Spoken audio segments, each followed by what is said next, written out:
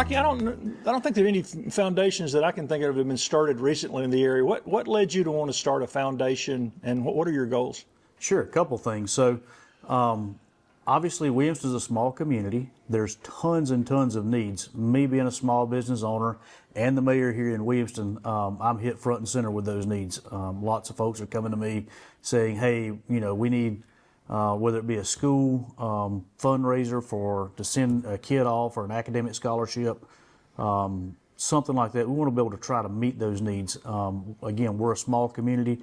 We're very limited in the amount of larger businesses that can contribute to those needs, and so we get hit up all the time from everything from the golf team to the wrestling team to a family that may be in need, and the things that are important to myself and my family. Number one, my wife and I would like to create a legacy that long after we're dead and gone, a foundation can continue to help improve the lives of those folks who are here in locally in Williamston, Pelzer, West Pelzer area, the place we call home. And so obviously education is very important to my wife. That's she's been in education for now going on 30 years. Local government, helping people, is obviously a big part of my life and my role here in the community. And we're only allotted. God only gives us a little bit of time here on this earth. And so this gives an opportunity for us to be able to contribute long after we're dead and gone.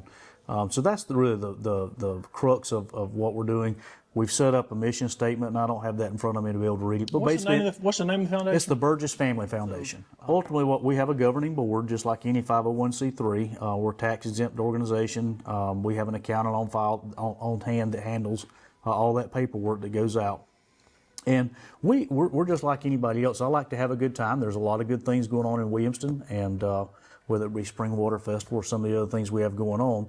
And so this adds one more level of things happening in Williamston that, people don't mind coming and paying, a little bit of money to go to an oyster roast or something like that.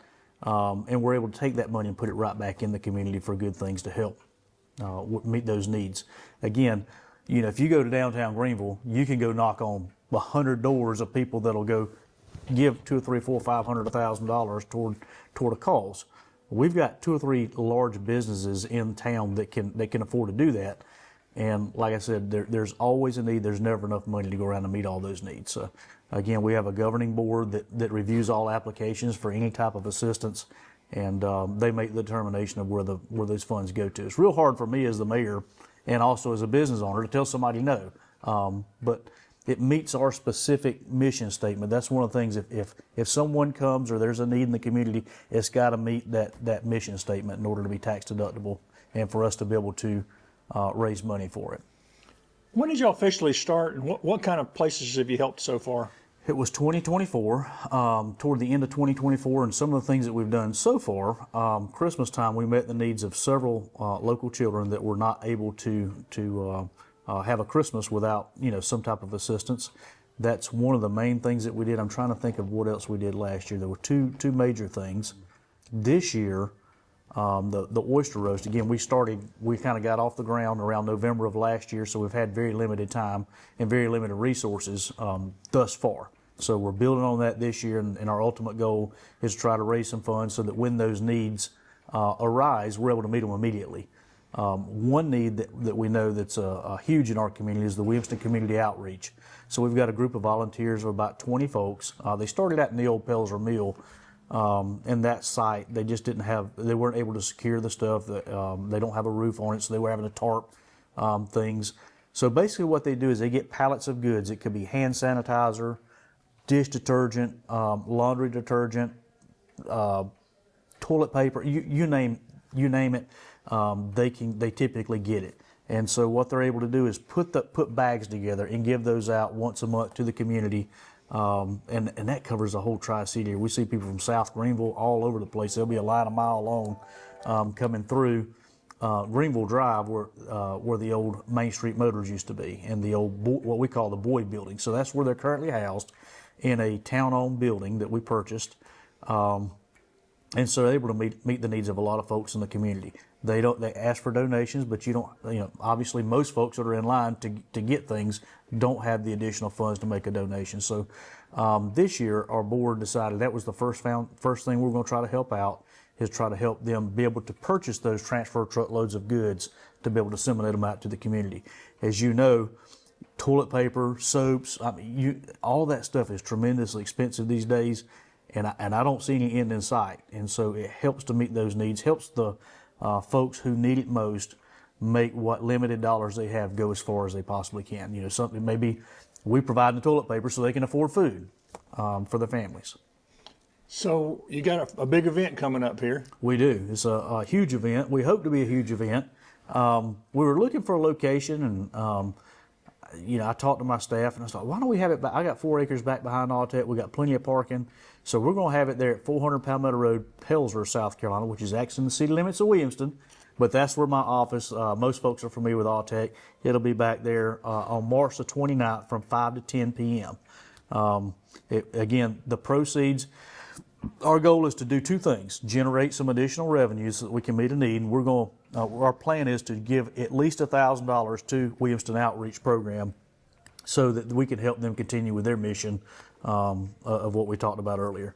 So a couple things that's going to be involved there. We'll have an oyster roast, and for those folks who don't like oysters, those weird folks who don't like oysters, we'll also have low country boil with shrimp, corn, potatoes, the typical stuff there. There'll be a cash bar there on site. Ticket prices are $50 per person in advance. We have to have those numbers by Monday. So today is Thursday? So you got the weekend pretty much to go to Eventbrite. You can also visit us at Burgess Family Foundation on Facebook, and I think maybe Instagram, maybe some other social media. But go there, you'll see a link for Eventbrite. You can purchase the tickets there. We promise to have a good time. It'll be $60 at the door, but we also need to know we're going to have to cap that. So if you show up, don't think that you're automatically going to get in. We may not have enough. They'll be limited to $60 at the door. There'll be drawings. We've got a couple of great sponsors, one of which I'm super excited about because they haven't even made it to Williamston yet, and they're working to improve our community. That's Wicked Licks Ice Cream. Now, Greg, have you ever heard of Wicked Licks? I'm not. Okay. They're currently up in Walhalla. And one of the neat things about Wicked Licks, number one, it's a very trendy place. They'll be coming, I think, in April. Right over near Hardee's in the old bank building. I don't remember what bank, but the bank's been vacant for a long time. So they'll be coming in that building over near Hardee's on Anderson Drive. They have the ice cream that basically it goes they freeze it and they're able to scrape it up with spatulas and it kind of curls. And so they're coming. So they're one of our sponsors this year. So we're super excited about that. One of the neat things about Wicked Licks is this a regional draw. I know people from Simpsonville, Williamston, Pelzer, West Pelzer go, you know what, let's drive to Walhalla. That's a pretty good haul to go eat ice cream. But they have a very unique product that does do a regional draw. So that does 2 things. Number one, it helps stimulate our economy. Number 2, it brings people into Williamston. They see things that are, you don't have business like that decide to locate in a town that doesn't have things going on. So they see what we got going on. They want to be a part of it. And obviously they want to be a good community member. And so they've sponsored it, as well as Chase Smith for Pelzer Mayor. Looks like we might be going to have some competition this time. And competition is always healthy, whether that's Williamston, West Pelzer, or wherever. So Chase is a pretty good guy. He's a friend of mine, and Will's a friend of mine too. Chase has decided to sponsor as well. His campaign, and obviously he's also got another business I think called Old Mill Catering. So they'll be sponsoring as well. Christina Ortiz, our local State Farm agent, has been an excellent community partner. She's involved in dang near everything. She's also a sponsor this year. So we're going to have lots of raffle prizes. We'll have drawings. You'll have one of which is a margarita set. I think a grill with some grill sets by Chase Smithwick. You also have several sponsorship levels that are still available up until the time. And that's $500 is a table sponsor. That gets you 6 tickets to eat oysters and low country boil, 6 drawing tickets, and 6 drink tickets. And obviously a social media shout out as well. So you can go on Facebook, go to the Burgess Family Foundation, and you'll see the event links there and a lot more details that I probably missed out. I'm telling you. The one thing too that you and I were talking about before we started was you and Blake Sanders have a competition. Yeah. Going. So that was so Hannah, South Carolina Representative Blake Sanders. Yeah, South Carolina newest representative, freshman representative Blake Sanders. He's done a very good job for us in Columbia. I'm super proud of my friend Blake. He was part of the Three Amigos back in the day. We still let him in. We didn't kick him out just because he goes down to Columbia. I just hope they don't corrupt him too bad in Columbia. No, Blake's a super good guy. So the board came up with an idea of you can go to the link I told you about and you can contribute toward Blake or myself. So we both agreed to do it. I'm not a singer, but I don't think he is either. I've never heard him sing, but I don't think that he can sing. So if Greg Wilson wants to hear me sing, basically he throws whatever amount of money toward me, and then whoever has the most money has to sing at least one song in full at the event. So it could go the other way. If somebody doesn't want to hear you sing, they could. Or if Rocky wants to not sing, I can throw money over at Blake and force him to sing. Now, we didn't pick out the song, so there's no rules, I don't think, on the song. You just have to sing it in full. So that ought to be pretty interesting. I'm quite sure there'll be some folks live streaming that audio or lack thereof to the public. You're still a pretty young man. Me? Yeah. Well, thanks, Greg. How do you see the foundation going the next 10 or 20 years? What would you like to see in the next couple of decades? I would love to meet every need, that we have in Williamston. Is that possible? I don't know. But what I do know is that anytime you have a 501c3, there has to be a governing board making decisions. And so the initial start of that governing board, I made sure that we've got really great people on that board who has skills and expertise to benefit the board and who can also, because those folks will ultimately appoint other board members in the future as folks decide to rotate off or whatnot. And so you've got great people, and I don't want to miss anybody, but you got great people like Chris Trotter, Blake Sanders, one of our board members. You've got Pam West with West Small Business. She does all the accounting, the IRS paperwork. There's a ton of that involved too. Who else do we have? We got Will Smythe is on our board with Big Creek Station. They're doing the development down here. Lots and lots of really good, smart people on that board.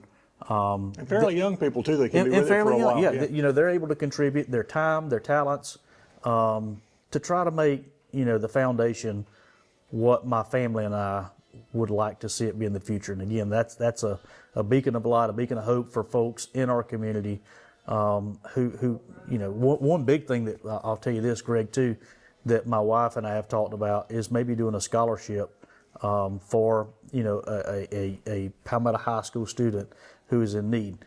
I grew up, my wife Nora, I came from Means. My wife grew up in Gray Court. Her father died when she was very young, 8 years old. And so college, while she excelled in high school, I didn't excel in high school. All right, I'm going to make that clear. But my wife, she did very, very well in high school and had tons and tons of opportunity to be able to go to college. The problem was she couldn't afford to go to college on her own. There was no way in the world that was a possibility for her. And so her guidance counselor, worked with her and put her in touch with the James F. Burns Foundation. And so again, this is kind of the brainchild.